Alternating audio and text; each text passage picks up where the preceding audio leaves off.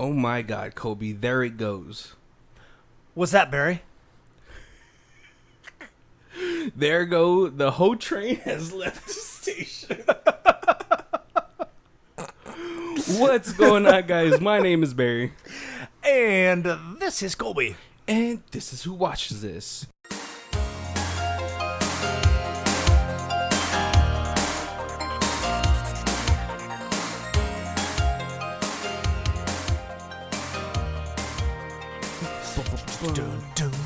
Theme music.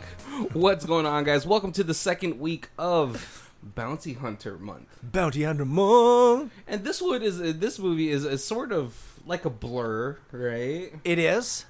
We get a culmination of like bounty hunters, assassins. Yes. Well, are hitmen also considered assassins, or is that just like the mafioso way of saying assassin? Yes, that's kind of the mafioso way of saying it. Okay, now if you guys don't understand why I'm saying mafioso, you'll understand when I hit you with this trailer. I got it. I got a script this week. All right. The Las Vegas magician turned mafioso turned FBI informant Buddy Aces Israel has just acquired $1 million bounty on his head. The race has begun to see who will get to him first. Will it be the FBI agents who need his testimony to bring down the mafia? The very devastatingly handsome Bales bondsman trying to collect? The redneck and bred bounty hunters who will go into the future to command a starship? Or will it be fine-ass Georgia and Charisse trying to climb up the assassin world? Or will it be the shape-shifting European with the million faces? Who will get to him first in this action thriller starring an unfunny Ryan Reynolds, Ray Liotta, Andy Garcia, who's not mafia but an FBI agent, Batfleck, Grammy Award-winning Alicia Keys, award-winning Taraji P. Henson, and the rest of this Crash-like all-star cast? This is 2006 Smoking Aces. It's that's pretty spot on. Thank you guys for listening, and you have a good night.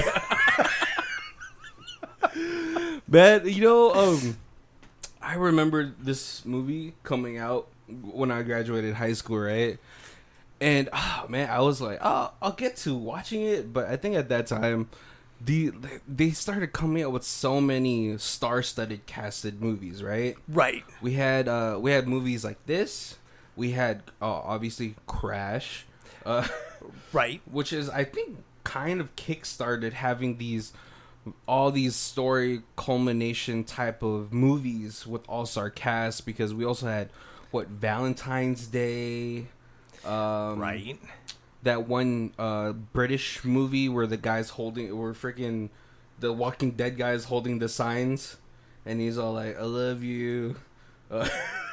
I forget. It's like with Keira Knightley, Rick from Walking Dead. It's like another romantic comedy with an all-star cast. Okay. Like Ocean's 11, 12, 13, 13 or 14W. That's the one with all the women. I did Expendables. Was that kind of part of that too? Yeah. That one is sort of like a has-been glory movie. There's a lot of, if you are a millennial, right? Millennial and then anything before that movie was just a huge nostalgia kick for you. It absolutely was. Because then, come on. Like, I know for a fact, Colby grew up, he's like, oh, definitely Sylvester Stallone could kick Arnold's ass. And he's like, no, Arnold was a strong man. He could totally take on Stallone. Right. Yep. And then, so on and so forth. Chuck Norris versus the world. Right, which could be a Marvel comic at this point. It should be. But I never really got around to watching Smoking Aces. Oh, we also had that one movie with Chris Evans, where it's like a whole bunch of, I think, like a team of bounty hunters or something like that, or I don't know, but you know what I'm talking about, right? Where he's like wearing that nerdy gear and he's like at an elevator and he like puts up some guns and then he starts shooting them, but there's like a sniper behind him. Oh, yes. Yeah, see, there's like movies like this. So there is a ton. I never got to watching this until you told me that this was this week's movie. So, okay, so that movie, that trailer, Yeah. I also have not seen that movie. But that trailer is what I thought this movie was. You're just going off pure memory. You're like, this has to be that movie. Right. Were you, as you watched this And movie... even though I watched the trailer to this movie, I thought, oh, it must just be a couple different trailers. And there's such a big starring, like just a huge blockbuster cast that obviously they can't show, everybody in every preview. Oh, but you know the one though, the person that surprised me the most in this movie was Chris Pine. Yeah, because really, Chris Pine didn't get into my like cinematic movie radar until Star Trek, until he played Kirk. Okay. Yes. Do you remember him anything before Star Trek? No. Right? Yes. Yeah, I know exactly what you mean. Yeah, it's just like what's it called? Bradley Cooper. Before what's it called? Before what? The Hangover. Oh, right. I totally did not know he was in Wedding Crashers. He was Rachel McAdams' fiance, right? I was talking to a friend about this. I was like, Bradley Cooper, clean cut, douchebag. Or did we talk about this last week? No. Oh, okay. Yeah, it's like Bradley Cooper, clean cut, douchebag. Bradley Cooper, long hair, scruffy face, sex god. Cool guy, sex guy. Right. He's not in this movie though. Oh, and Kobe, what made you choose this movie for this week? Because we were looking bounty hunter movies, and like it was just all-star cast, and I remember like you said, I remember when it came out, and it just like I was kind of like, why did I never see this? This has just got to be the one. And then watched the trailer, and the trailer was fantastic, and I was like, yeah, this is going to be a fun movie. One of the things I was like really not into, like one of the actors in here, right? I am not a huge fan of Jeremy Piven. Okay. And then he's sort of he's the main goal of this movie, right? But Jeremy Piven and go ahead. Oh no, Jeremy Piven kind of feels like he feels like Joe Rogan's little brother. Right. I could totally see that. Probably in the time period that this came out, I was a big fan of his, but then like I've definitely kind of lost favor for him, and now when I see stuff that he's in, I'm just like, eh. Yeah, he's definitely his brand of acting and comedy style is very 2000s. Yeah. Right. Whereas everyone else sort of in here has been able to, like, grow their acting chops. Right. Yeah. It is too funny that like in your little opening you were like, and an unfunny Ryan Reynolds, because it's hard to watch him not be clever. Yeah, this probably has to be one of the only movies I've ever seen Ryan Reynolds in where he's not coming up with quips, sarcastic comments. And he just had to throw in a couple and it would have been okay. But like none, it was just, it made it just feel like, oh, this is the wrong person for this role. Well, so it's funny because in our opening scene, we have Ryan Reynolds and Ray Liotta in a stakeout van, right? They're partners in the bureau. Right. And Ray Liotta is sort of, he's always been sort of this enigmatic actor. Like he does so many roles really well. Right. But it's still all tied into a certain douchebag type of character, right? But yes. But he plays them all so well. And then so in this one, Ray Liotta is a little bit funny. Like at least in the opening sequence where he's telling his stories, right? Yeah. To Ryan Reynolds, and Ryan Reynolds is playing the straight guy, which we're just not used to. Yes. Yeah, and for the audience, if you guys don't understand what I'm saying, is that like Ryan Reynolds is we don't know his sexual orientation, but by that we mean like there in comedy duos, there's like the goofy funny one, and then there's like the dry, right, British like character. Typically, yeah. You got the straight man, and then you've got the one who's playing off of him. Yeah. So yeah, that is just it was kind of strange for me. I think because we're so used to him being in these roles like Van Wilder, the Deadpool movies, anything. Yeah. Anything, really. Yeah. He's always been so funny. So, we also have Andy Garcia, who is famously known for being a mafia in The Godfather. Yep. Which I know everyone's going to be like, how could you, man, have a podcast about movies? But I've never seen any of the Godfather movies. They were like before your time, though. So it's like... I know. It literally was only a year ago the first time I saw Scarface. Haven't seen that either. Like, it never interests me to watch anything drug dealer or like mafia related. It's never been a movie genre that I was really into. Right.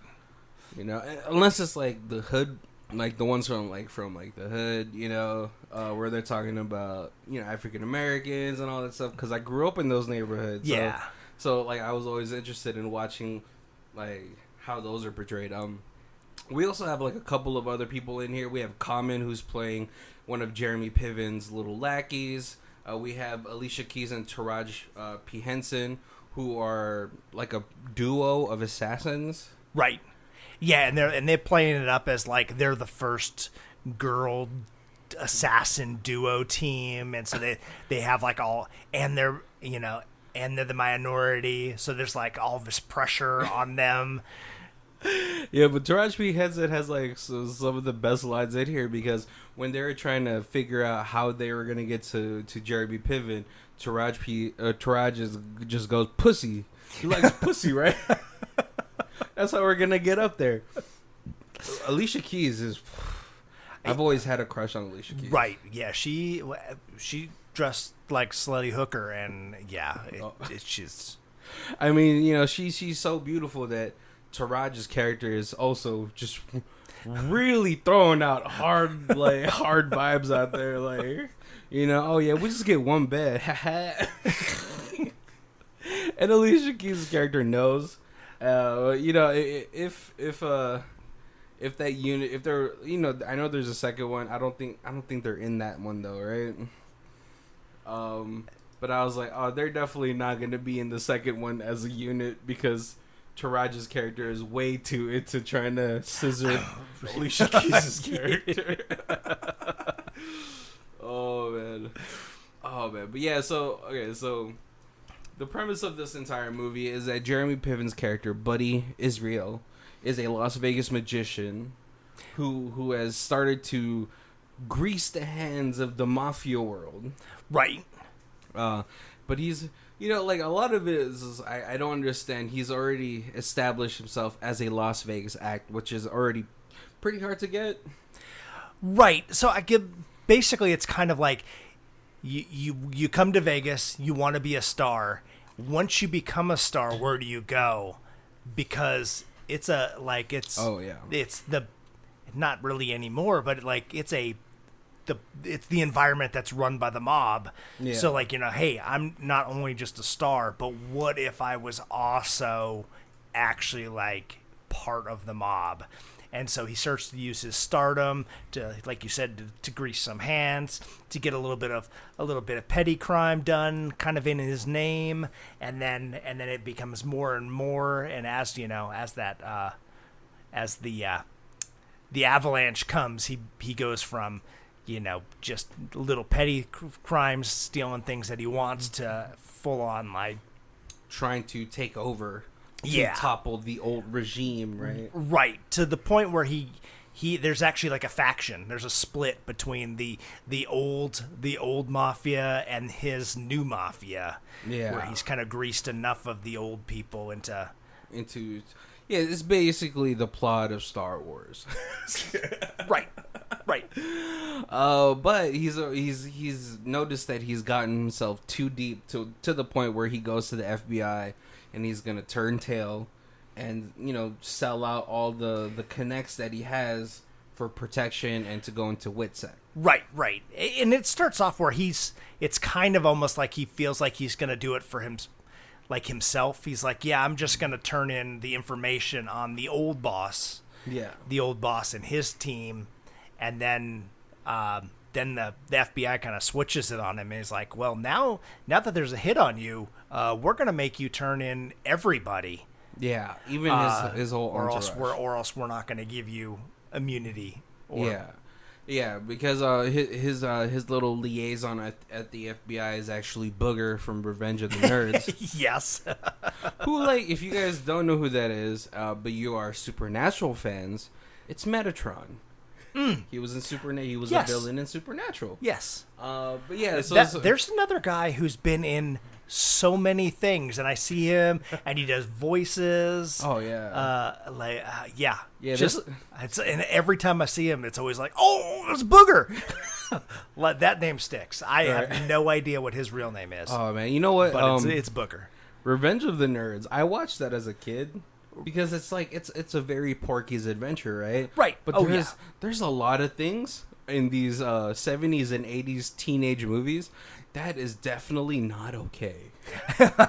like when the Honey I Shrunk the Kids looking guy dresses up as this great value version of Darth Vader and does what he does. I was like, oh no.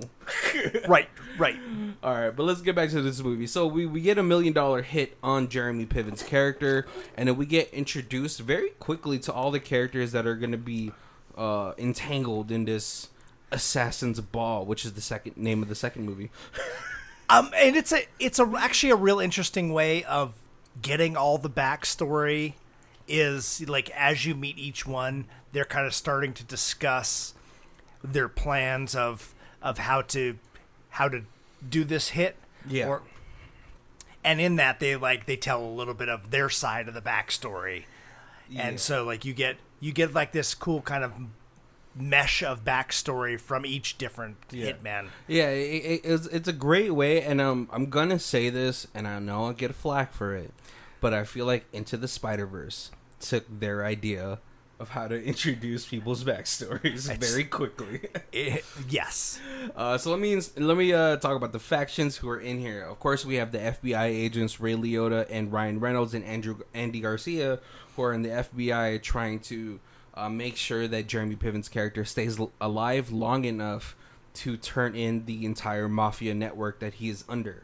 Right. We have Taraji P. Henson and Alicia Keys working as a assassin duo, and they have a broker who, they're really just new people in the game that are trying to make a name for themselves. They've just killed a couple of triad bosses. Yes. And Taraji P. Henson is really badass in this because she has a freaking anti-tank sniper rifle, and she's she's obliterating bodies at a time. It's a 50 caliber, yeah. That thing is massive. I think that thing's bullet is like my forearm. We have the Tremors brothers, which is led by Chris Pine. The big guy in a ton of movies. What I remember him from was, I believe, Walking Tall. Okay, yep. With The Rock. They're sort of this southern inbred meth dealing bounty hunters, axe wielding, like one of them's got a chainsaw. Yeah. They are super ready for the Mad Max apocalyptic world. Yes. That is exactly who they are. We also have we have to talk about the man with a million faces, Soot. Yes, Soot. Right, who one of his main distinct factors is that he bit off his fingertips so he didn't have fingerprints. Oh yeah, yes. Yeah. Oh wait, no. That's the guy in the elevator with Ray Liotta. Yeah. Oh no. The guy it's the guy who puts the guy from Warrior's face on. Yes, yeah. Yeah, so many characters. It's really hard to keep track, but He makes a lot of these Mrs. Doubtfire faces to get close enough to his assassination target, right? Yeah. Very Game of Thrones, right? I believe there's Oh, a faction. Yes. Oh, like, The faceless people or nameless people or whatever. Yeah, I never, my friend said, watch it. I saw Amelia Clark's titties, and I was like, all right, I'm done. You got to see the boobs in the first episode. I was like, all right, I've seen everything I needed to see. I know. And plus, I was waiting for Game of Thrones to just be done so I could just binge it all. And then people told me how upsetting the season 8 was. And I was like, I don't want to be disappointed. So Right. that's like getting in a relationship knowing it's going to end badly. It's going to end badly, right? And then we have Soot, who is I don't know how to explain. He was a expert torturer in Europe who has been contracted by the CIA to use his torture techniques to get information. Right. So there is, and then there's Ben Affleck.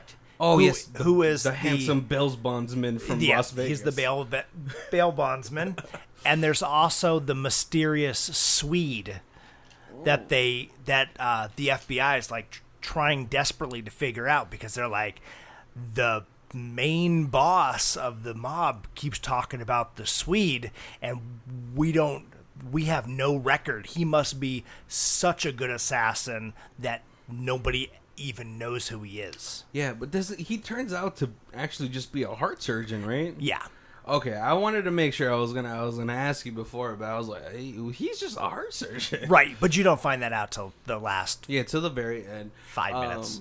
One of the things also that's in this movie is that they have a backstory or like a little flashback of an FBI agent before World War II, right? Who has implemented this plan to infiltrate the mafia to take them down from the inside, and he was the first one to suggest facial reconstruction surgery, right? To complete that. We find out later, because the FBI thought he had turned on the FBI. Yeah. We find out that he actually just lived his life as this mafia. Right. Yeah, and they thought he had turned, and then the mob boss found out he used to be part of the FBI, and so kills him. Yeah. And so the FBI assumed that he's dead. Right? But no, he Curtis Jackson 50 Cent through that face shooting. Right. And built up. The poor part of this movie that I didn't like on that, I mean, it was a really cool twist, but they show that flashback of him getting shot like 9 times. So there's something wrong. There's something about that clip that, that doesn't sit right. If they showed it once at the very beginning and then they didn't bring it up again till the end, totally would have been like, holy crap. But it was like, oh yeah, obviously. I mean, that's why you keep talking about it. Right. Yeah, and then we find out later that he actually got shot by an FBI agent because the FBI was like, terminate him. Yes. And so we also find out that Jeremy Piven is actually his son. And so the FBI, towards in the middle of the movie, Andy Garcia gets this file that's been buried in the archives. Right. And then he actually finds out that the person that they're fighting, who is the main mob boss, Primo, is actually that former FBI agent. Yeah. But ever since he got shot, he's been having to constantly get surgery to extend his life. Yeah. And now they need his heart, which Jeremy Piven, yep, who is his son in this movie, will be used as a heart transplant to put into him, but in return he brings down the entire network. Yeah. So this is pretty much the entire movie. It's really hard to do this chronologically because there's so many moving pieces. So let's talk about some of the best. Let's try to talk about the best parts in this chronologically. Right. So after everyone's set up, everyone is making their plans of how to attack Jeremy Piven, right? Yeah. But one of the most abrupt scenes is when Ben Affleck and his team of ex-cops are trying to coordinate this attack. They've rented the hotel outfits. Right. It's like the smartest plan to get in of all the plans. Right. And then the rednecks just drive by and just shoot them dead. Like mid-planning. They're like a rest stop at like... Yeah, they're right next to Lake Tahoe. And, you know, it's nice and serene. It's very quiet. And as they're planning, this car runs by them, playing what I believe to be a Slipknot, yeah, or something right. of the like, and they just get shot up. And you know, this is when Ben Affleck was, you know, he hadn't redeemed himself, right, as an actor, because you know, after Gigi with Jennifer Lopez, yeah, and after the Daredevil debacle, which to me, I still quite enjoyed Daredevil. It's right. It's not as bad as everyone's like. Oh my god, that movie is so crap. It's so bad that it's good. Yeah, right. And it was for the superhero movies that were out at that time. Oh, it's the best that you got. Yeah, yeah. You know, besides the Sam Raimi Spider-Man movies, you're like, oh yeah, yeah. But still, what like not an obscure character to make a movie out of. But it's like if they came out with a Ryan Reynolds Moon Knight movie, which I believe he could pull off. I totally could see. Moon Knight is as crazy as Deadpool, isn't he? Yes. Yeah. Maybe even more so. No. What's it called? Yeah, no. Ben Affleck didn't redeem himself until what's that movie with freaking Gravy Dude? When you 10 say Cloverfield Lane. Oh, okay. John Goodman. Gravy Dude from Family Guy, where the Thanksgiving is like, yes. You'll get gravy when I'm done with it. Yeah, I would not have put that together till you like. I know. I apologize, John Goodman. I know you from Roseanne, but right. Yes, and the Flintstones movie. Oh yeah, another favorite. And a Matinee. Matinee. We did that movie. Oh yeah, he's super widely known from. But yeah, no, that was probably one of the funniest, like, super abrupt kills. And I was thinking, for the time, Ben Affleck, you know, he wasn't huge anymore. He was sort of like on this downspin right of things, so that's why he got abruptly killed by Chris Pine and his inbred brothers. Funny thing is though, is like when Chris Pine goes over Ben Affleck's body, he uses his finger to mouth. Yes, like that's so it's a surprise kill, and then he like does like the talks to him with his little dead mouth, like, and that was like that's exactly the movie I wanted here. And then also, you know what? You know, if Chris Pine just, you know, slimmed down a little bit, or no, got built up again, he could play a Moon Knight. After watching this performance, yeah. He can play crazy. Right. And Ben Affleck gets his information from... Arrested Development. Yes. James... not James. Jason Bateman. Jason Bateman, yeah, right. Who's like in like a suit, but also like women's undergarments underneath it, and like he's, you know, very weird, pervy. His voice is so weird in this movie. Like he sounded completely like a different character, and it's actually from a movie I just watched with John Heder. It's called Ghost Team. Okay. Which is like from 2016. It might have to be on this podcast because that movie is actually really awesome. He sounds exactly like one of the Jewish guys in here, Jason Bateman. Okay. You know, it's sad, but I remember Jason Bateman from the Gift movie. Have you seen that? I don't. Oh, that's a really... Oh, I have not seen that. No. Oh, man, yeah, let me know when you watch that movie because... Whew. Oh man, I love the introduction of Alicia Keys and Taraji Henson at the hotel. Yeah, the interaction between them and the hotel front desk is like, is funny, and it's not so outlandish. And it's very now. Yeah. Like it was then, but it's even more now. Oh yeah, because Taraji Henson is just like, look at all you let. He's like, after all the girls from Jeremy's suite come down, she's like, oh my god, you must be burning up sheets. I can't believe you let little hoes like this stand around here. It's funny because it's nice to see the levels of different kind of bounty hunters that are in this movie. Yeah. Right? Because the chameleon dude. Right. He's top of his game. Still he got away so easily. And it just goes to show that it's much more easier to work as a one-man team. Right. Right. Because there's no emotions, there's only the job. Because even when he almost gets caught, he slips away so smooth. Wow. So silky. Yeah. And he gets downstairs so fast. Because in the next scene, after he escapes the penthouse, he's already downstairs in a security outfit. Right. Oh yeah. Yeah, you can tell how that he's a pro. That he's been doing this and he knows how to get the job done. Yeah. Whereas Alicia Keys and Taraji Henson are still sort of on the small scale, They talk about how Jeremy Piven's like, oh yeah, he's very weak to pussy.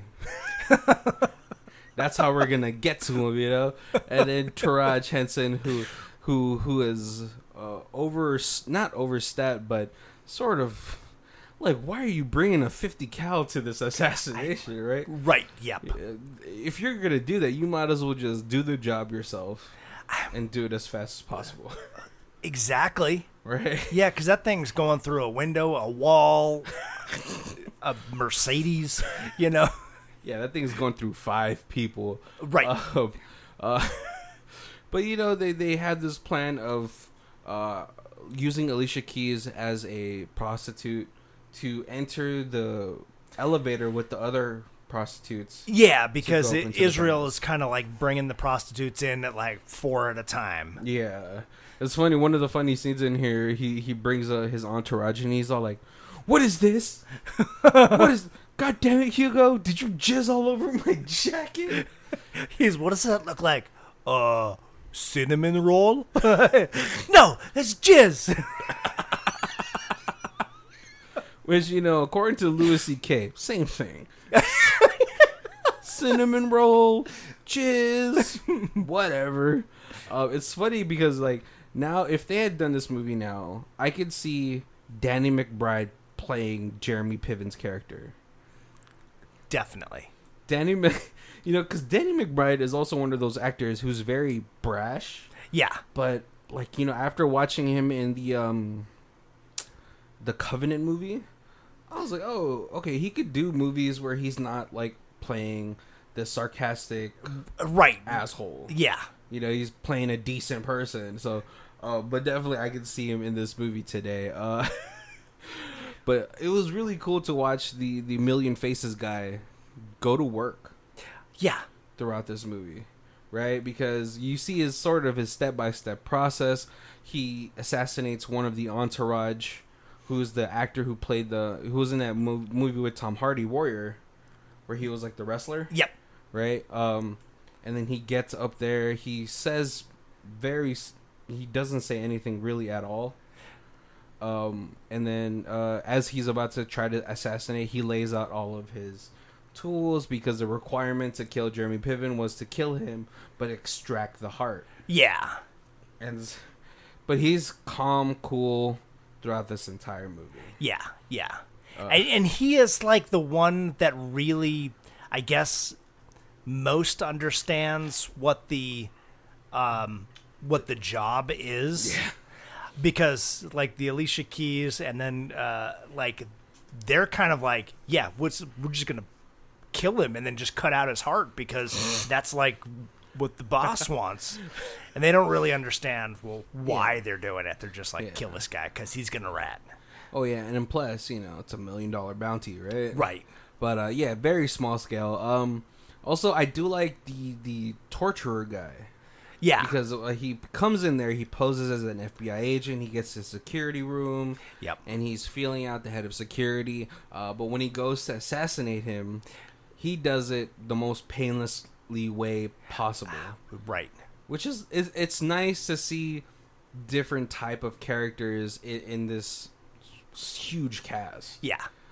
Because right as he stabs him, he's like, shh.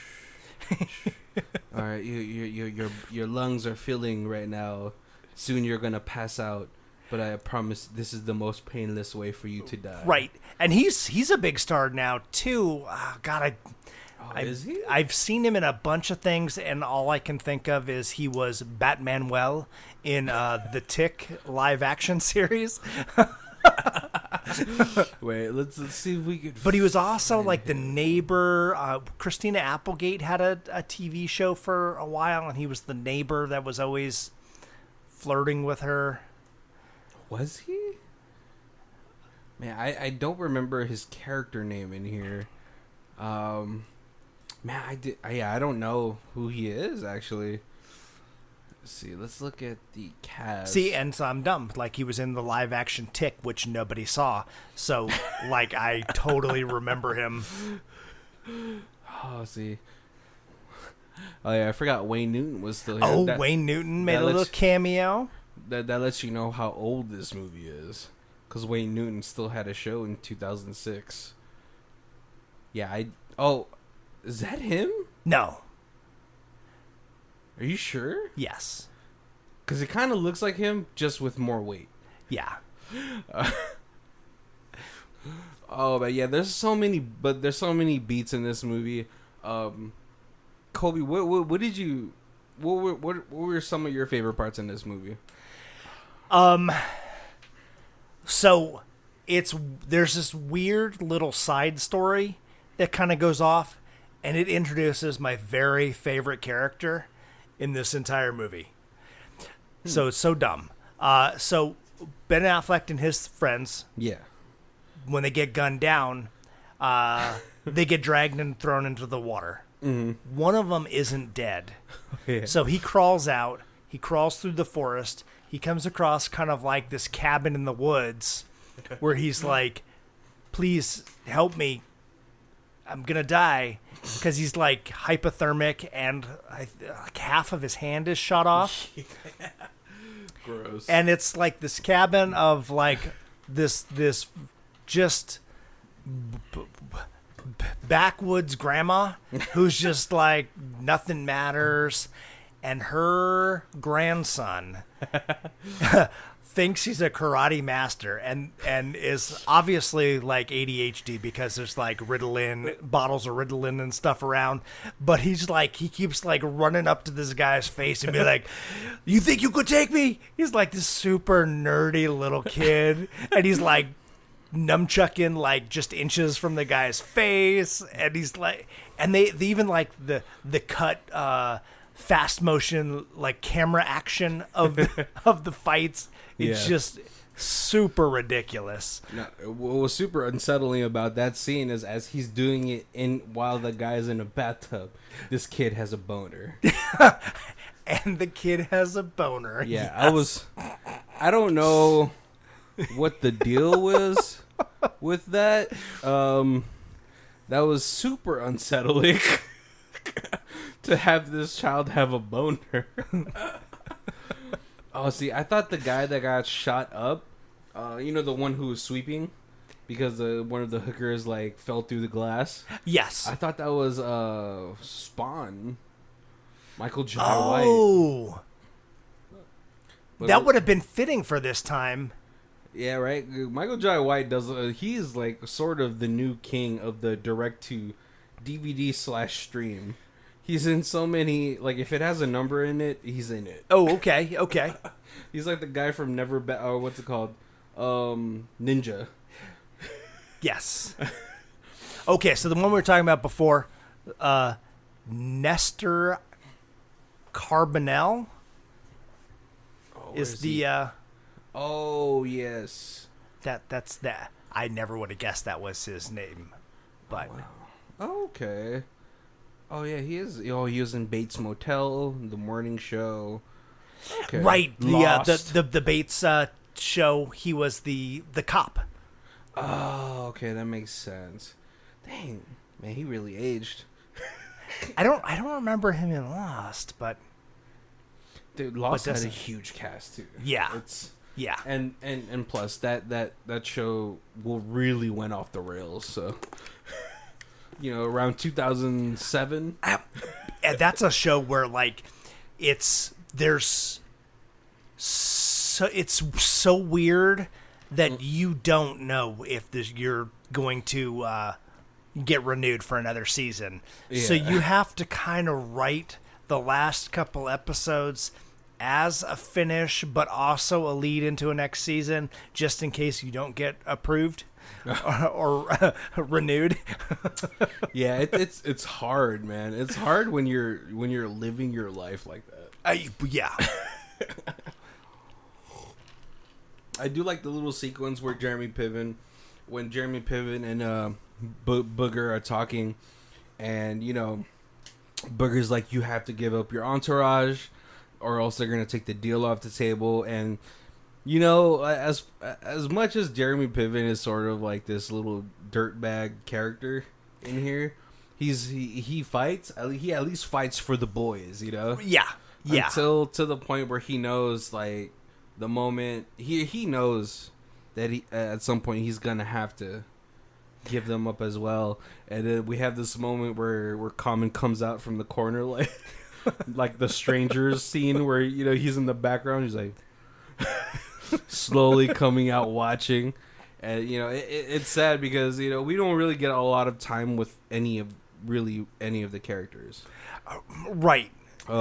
but Common goes and tries to assassinate Jeremy Piven. He gets hit. He gets gambited in the face with a playing card, which I was like, man, that's really good to cut somebody with a playing card.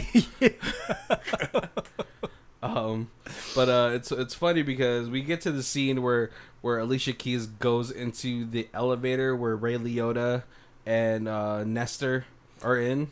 Yeah. And she's like, "Oh fuck, this is so fuck. We got two dead agents in here." Right, because she doesn't know that one's real and one's fake. Yeah, but Taraji P. Henson says, "Oh, one of them is fake." And then Ryan Reynolds comes into the scene, tries to apprehend Alicia Keys because he believes Alicia Keys is the ones that killed them both. Killed them both. Taraji P. Henson comes out with the backup, starts obliterating FBI agents left and right. And then this is the one dumb part is the FBI then starts to just randomly fire out of the hotel room window where the bullets have come in. They're not like waiting for muzzle fire so they know where to shoot. They're just randomly shooting out this window. And I'm like, police don't do that. There's going to be civilians that are going to die. Well, you hope police don't do that. It's true. I guess if bullets are coming at you, you just like... those bullets are hitting somebody on the floor. Right? Right. Those bullets have got to lose steam and just fall to the ground and maybe clip a couple of pedestrians. But yeah, Taraji Henson, who now believes Alicia Keys has died because comms have gone down, sees one of the dead hookers that Alicia Keys accidentally shoots. Oh, yes. In the freaking face. And she starts to unload while Alicia Keys escapes to the penthouse floor, saves Common from getting killed by the Tremor brothers, who Common takes two of them out. Yeah. With his hands tied. Common, I get it. You want to be the Black Jackie Chan, but he gets caught up by Chris Pine. And before Chris Pine can kill him, Alicia Keys gets in there, and then Chris Pine he just leaves. I believe, right? Yeah, he gets into an elevator, dresses up as another FBI agent. Yep. And escapes. Common escapes with Georgia. I kind of want to see that movie too, where Common and Alicia Keys are, together, climbing up the assassin world. Right. But as they're trying to get down, make their escape, they get caught up by Ryan Reynolds. Alicia Keys says, I'm not the one that killed your boy, and I don't got no beef with the FBI, so why don't you go your way, I'll go mine. Which they do. But Andy Garcia kind of comes in, takes Jeremy Piven away with the FBI agents. Ryan Reynolds wants to get answers because he and Ray Liotta have been left completely in the dark. Yeah. About everything, and Ryan Reynolds is super upset that Ray Liotta has died. And so we get to the hospital. Ryan Reynolds actually finds out after threatening Andy Garcia with a gun to tell him what is going on. He tells them everything that's been happening, how Primo was actually the FBI agent from the 50s, and how he's going to help Primo live with Jeremy Piven's heart to take down the entire mafia organization. Ryan Reynolds can't accept. Right, he feels he's like, hey, if you would have just told the FBI the truth, we would have gone in there with a decent force and we would have been able to remove him. But you didn't tell us anything. We did not know what to expect. Yeah. And my lifelong partner, my FBI partner is dead. Is now dead. Like my mentor is dead because. Right, because you left us out in the dark. Yeah. It's exactly the same concept as when Captain America felt like the U.S. government had failed him and he had turned into the Nomad. Yep. So Ryan Reynolds goes, he locks himself into the hospital station, unplugs both machines, causing both men to die. Yep. And the movie's done. Which, man, it kind of left me... There's like so many threads that are left just dangling. Right. Because basically, except for the guy who posed as the FBI, all the hitmen are... and the Tremor team. Oh, yeah. Chris Pine does get killed. All the hitmen are still alive. Ish. Yeah. Right? Some of them are shot, but they're definitely... Oh, no, even... Chris Pine does. Even... fake FBI guy still, like, as you see him getting pulled away in the gurney, like thinking he's dead, still has his little wrist knife thing that he's flicking in and out, so you know he's still alive. So he's still alive. Chris Pine gets got by one of Ben Affleck's friends. Right. Super funny way. Super funny little interaction. There's really not a lot of resolution in this movie, except the only resolution that I came about this is if you work for the government, at some point you'll lose faith in your government and become a double agent for another government. Yeah. But we presume that Ryan Reynolds goes to jail for fucking this whole operation. Right. Yeah. And basically it's two people who were about to die and he pulls the plug on. Yeah. So they just died quicker. Yeah. And then the Swede was the heart surgeon. Yeah, he was the heart surgeon, but he was also the from 13 Warriors. He was like the lead Norseman who was teaching Antonio Banderas. Yes. Oh, Señor de los Benditos. Right. Yeah, so when they show the Swede a little bit earlier, they kind of give a flash of him. You're like, oh, he's going to kill somebody with a battle axe. And then he's just a heart surgeon. No, for me, the Swede is killing... he's only killing people with chocolate allergies and dogs. Because, Swedish chocolate is very delicious. Yes, yeah. And that is the only way I will accept a Swedish assassin to eliminate their targets. First, by giving very slowly with heart disease. Well, no, with anaphylactic shock. Right. Or diabetes. He's slowly pumping, chocolate into all of their food. It's like butter and everything. It's the long game. That's what he's out there for. Right. Oh, go. If you are, so just to let you guys know, we're coming up to our hour. Thank you guys for joining us today. I know today was a little bit different, only because this movie is such a big cast. Yeah, and it's all over the place. Yeah, all over the way. I would need more than 1 hour to explain every thread. I feel like we would almost need more time than the movie took to watch. Right, but if this is the first time you guys are joining us, we have reviews in 4 different sections.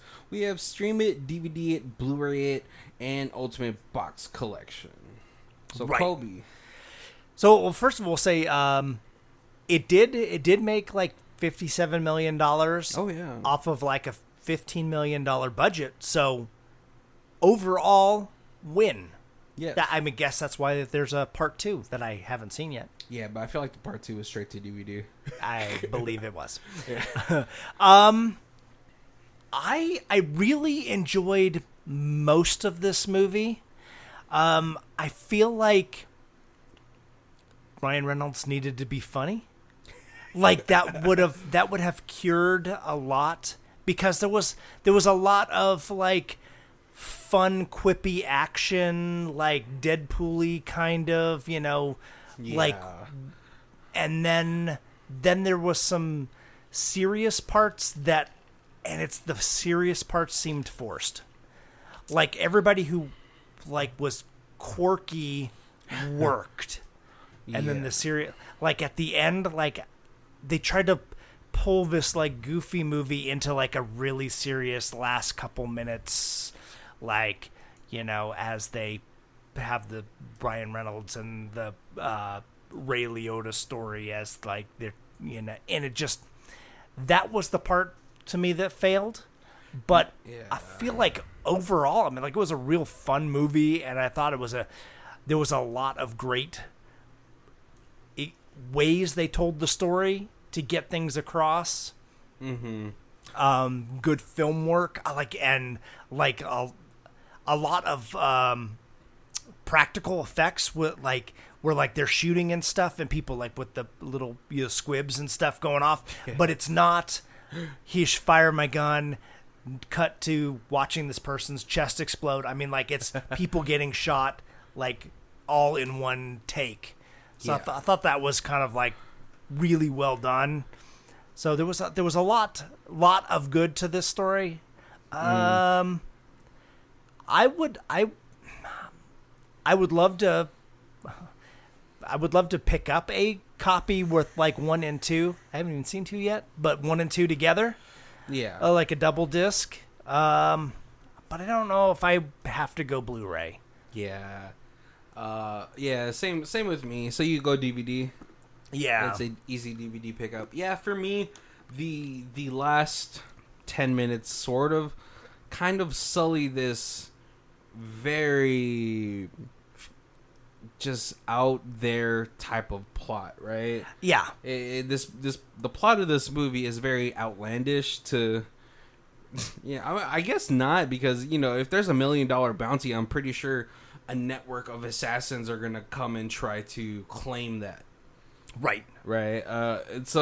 But yeah, really the last like 5 to 10 minutes of it kind of get bogged down by this serious turn that it takes at the end of the movie, where it's very nihilistic the way that Ryan Reynolds feels, how he becomes so distraught, so he has so much feelings of betrayal from the from the government that he serves, having his partner die in vain, and all that stuff. And so that really kind of